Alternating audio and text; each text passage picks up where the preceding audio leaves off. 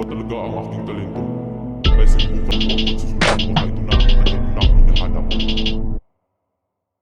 Simula't mula nang maimulat ko aking mga mata, nakita ko ang liwanag na tila ba nangumusta kung kailan ang sunod na biyahe sa pangarap ko na grabe kataas na hindi maabot ng kahit nung batas. At sa aking paglabas, palihim na pangiti, pagkat ang sabi ng araw sa akin huwag magmadali. Nagmasid lang sa paligid, narinig ang mga huni at napakatok daliri na naghahanap saksi. Pagdating ko sa kabila, ako ay natulala dahil marami palang makata na tumutula. Sinong dititingala para bang may babala, palabas na ang iyong boses, gera na ng salita.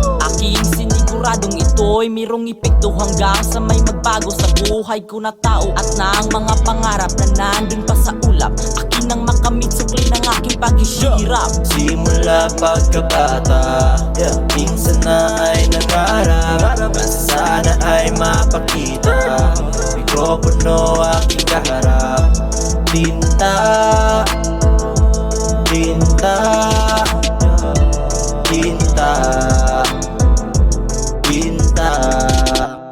Nagsimula sa paglakad, saan nga ba mapadpad? Sana ako'y mapunta doon sa mabuting syudad. Sa aking paglalakbay, ako'y may nakasabay, mga taong para sa akin ay nagsisilbing tulay. Hindi sa kinauso ang sakana lang siguro, para hindi na masayang bawat pawis na tutulog. Sa mabuting daan, aking natagpuan ang pirasong papel na wala pang laman. Ito ang simbolo para masimulan, kung saradong pinto ang bintana'y buksan upang mailabas ang mga salita. Ito na ang hudyat ng aking simula. Napasigaw ako ng wag nang masalubong ko ang malaki. Sa harapan ko tumambad, ulit ang papel aking tinupi. Binigyang halaga aking bawat litra para makabuo ng bagong salita. Sa aking paglipad, ito ang simula. Papel ang pananggaang sandatay tinta.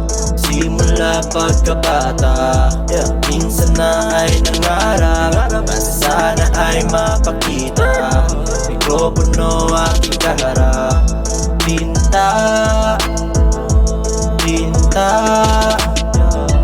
tinta, tinta.